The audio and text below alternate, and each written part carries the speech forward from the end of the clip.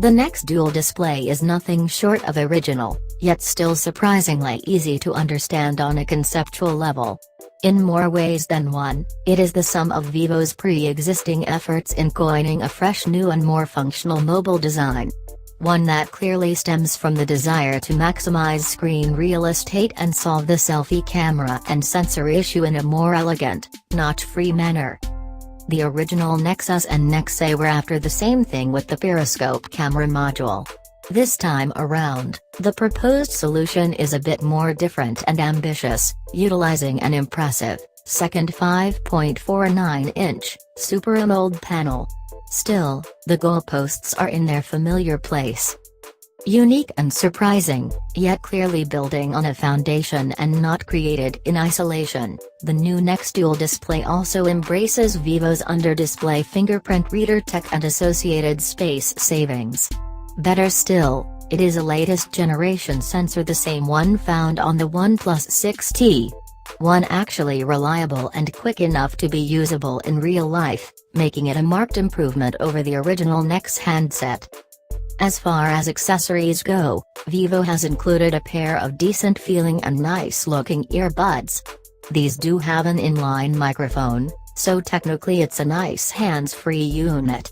Also in the box, a very thick bumper case, color-coded with your unit. So, it will either be in blue or red. Likely the former, since red is strictly limited to China at the moment and even harder to get. As you can probably imagine, the bumper looks quite weird. It merely covers the bezel of the phone, doing its best to extend some thickness to spill over the sides and protect the pair of displays when the phone is left on a surface. Since Vivo was not about to cover the star attraction here, the second display, the back of the case is just as open as the front.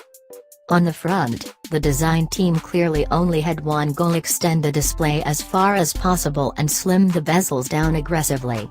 After all, that's the whole reason for the second display endeavor in the first place.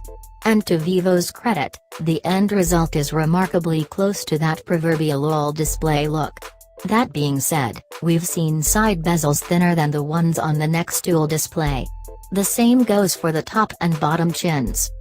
Putting all of these together, however, is a veritable achievement in itself. As for sensors, like proximity and the ambient light meter, these are actually positioned underneath the AMOLED panel near the earpiece. Not a new technology, but still very cool to see in practice. Unfortunately, there is no notification LED on the front. The RGB LED strip around the camera on the back side handles that. So, Vivo clearly envisions the NEX dual display spending most of the time face down.